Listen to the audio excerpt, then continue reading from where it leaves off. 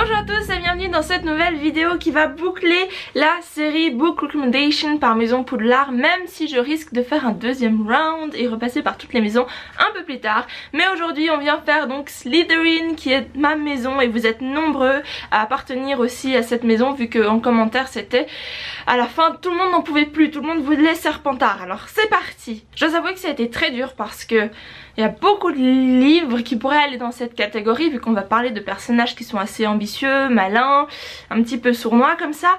Mais c'était compliqué, donc je vais partir avec quelques classiques et peut-être que dans le deuxième round on va aller dans plus d'univers différents parce qu'à chaque fois, après chaque vidéo, vous êtes nombreux à me recommander d'autres livres et tout, du coup je note tout ça pour en reparler plus tard. Donc on va commencer tout de suite et le premier livre qui est déjà un classique, on va dire, je vous en ai déjà beaucoup parlé mais comme ça ce sera fait. Il s'agit de Pride and Prejudice, donc Orgueil et Préjugés, évidemment. Alors pas Elisabeth, mais Monsieur Darcy, j'en suis sûre, serait dans Serpentard. No way qu'il soit autre part, parce qu'il a toutes les caractéristiques. Il a ce côté très orgueilleux, forcément, mais en même temps il est malin, un peu réservé, rusé. Après Elisabeth, je sais pas trop où je la mettrais. Peut-être dans Hufflepuff, je pense. Mais Monsieur Darcy doit être dans Slytherin, il est vraiment pas ailleurs. Maybe dans Gryffondor, non, au début il est vraiment détestable, donc je dis pas que tous les Slytherin sont détestables, mais c'est vraiment ce côté un peu froid et méfiant, non, Slytherin à 100%. Donc à mon avis vous devriez l'avoir lu parce qu'on ne peut qu'apprécier Monsieur Darcy si on est dans Serpentard.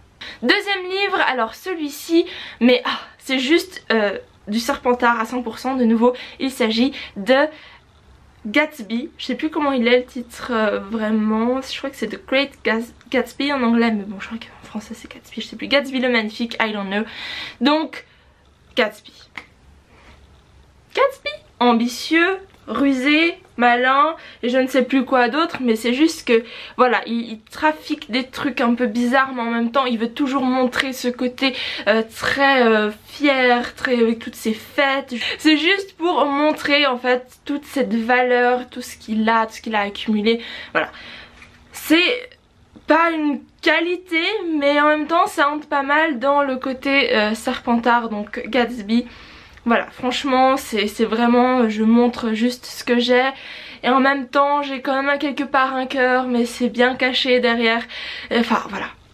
Si vous êtes d'accord avec moi, mettez j'aime sur cette vidéo, mais je pense que Gatsby c'est le Serpentard à la perfection. Un autre livre, ou plutôt je dirais une auteure, même si c'est pas vraiment tous ses livres mais c'est une saga de livres qui à mon avis représente bien les Serpentards, parce que si les Serpentards étaient une créature, ce serait des vampires.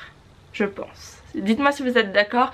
Mais parce que déjà ils sont ce côté très... Alors ils sont beaux pour attirer leur proie et du coup il y a toute une ruse de nouveau, cette ambition, cette envie de puissance et de pouvoir. Alors pour ça j'ai été exprès sortir toute cette collection que je vais vous présenter parce que j'ai pas été chercher les autres livres, je commence à avoir la flemme d'aller les chercher, mais là j'ai fait l'effort parce qu'il y en a tellement. Donc il s'agit en fait, comme je vous ai dit c'est plutôt une saga, enfin je vais vous montrer, vous comprendrez. Il s'agit de Entretien avec un vampire par Anne Rice. Alors franchement, peut-être vous serez plus nombreux à avoir vu le film qu'à avoir lu le livre, mais donc vous voyez très bien de qui je parle. Il y a eu le film avec Tom Cruise,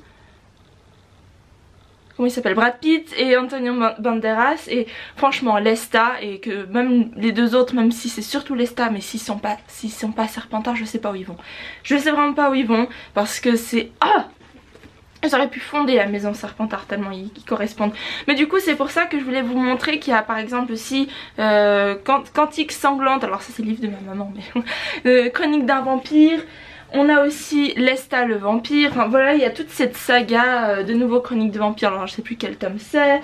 Et il y a Prince Lestat et il y en a encore quelques autres, mais enfin voilà quoi. Vous avez de quoi lire si vous êtes Serpentard et que vous voulez vous mettre dans du Anne Rice, et je vous conseille fortement parce que même je pense que...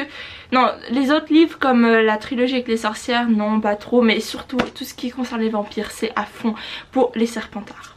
Prochain livre, donc je vous en avais déjà parlé dans une de mes vidéos qui s'appelle 7 livres avant de mourir.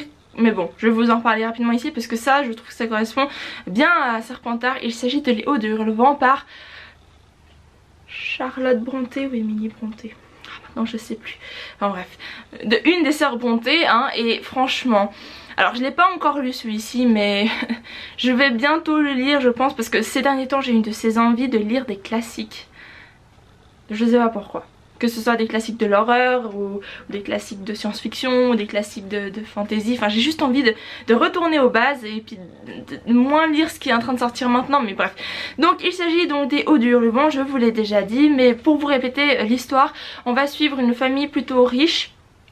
Qui un jour va accueillir, enfin le père va recueillir un vagabond qui s'appelle Heathcliff et c'est ce personnage là qui serait Serpentard selon moi, vu que il est hyper maltraité par le frère de Catherine qui est en fait le fils du père qui a recueilli le vagabond et du coup voilà, il y a de nouveau un peu ce côté comme pour Snape, Rogue, maltraité, toujours méprisé et tout ça, et il va revenir je sais plus combien d'années après, peut-être 20 ans plus tard, je ne sais plus, complètement fier de ce qu'il a accompli entre guillemets, parce qu'il revient riche et il revient surtout pour se venger. Et voilà, moi je pense que ça irait très bien dans cette catégorie. En plus de ça, ce livre à ce qui paraît a une ambiance très sombre, un côté très dramatique et très malsain, donc je pense que ça conviendrait très bien aux Serpentards. Et voilà, comme ça il faut aussi, je trouve que les Serpentards ont quand même un côté retour aux sources, donc je les verrais pas lire des choses très... Enfin, parce que certains vont dire ah oui mais il y a ça, puis ce serait des livres qui se passent un peu dans notre époque, mais je les vois mal avec cette façon de penser. Ils sont toujours comme on le sait assez rattachés aux traditions et tout ça. Donc à mon avis ils seraient plutôt orientés vers des classiques que vers des choses modernes. Je sais pas pourquoi, dites-moi si vous êtes d'accord, mais moi c'est mon ressenti. Donc on va passer au cinquième et dernier livre qui est conseillé à tous les Slytherin, et celui-là je triche un peu parce que je ne l'ai pas lu de nouveau, mais quand j'allais faire des recherches sur ce que les autres conseillaient, il revenait tout le temps. Du coup je me suis dit que j'allais vous passer l'info, comme ça vous pourrez peut-être le lire ou tout simplement confirmer que vous avez lu les bons livres pour être dans Slytherin. Et il s'agit donc du Cirque des rêves par Erin Morgenstein. Alors tout ce que je sais de l'histoire c'est qu'on va suivre deux illusionnistes qui évoluent dans un cirque et qui ont été préparés toute leur vie pour faire un duel final, s'affronter, et le truc c'est qu'en fait ils sont amoureux. Donc ça va compliquer les choses, mais franchement c'est tout ce que je sais et c'est aussi tout ce qui est marqué, et à part que c'est une histoire ensorcelante et que ça jettera un charme auquel vous ne pourrez résister, je ne sais rien d'autre. Mais c'est vrai qu'il me fait envie depuis tellement longtemps, mais j'avais un peu oublié, mais voilà.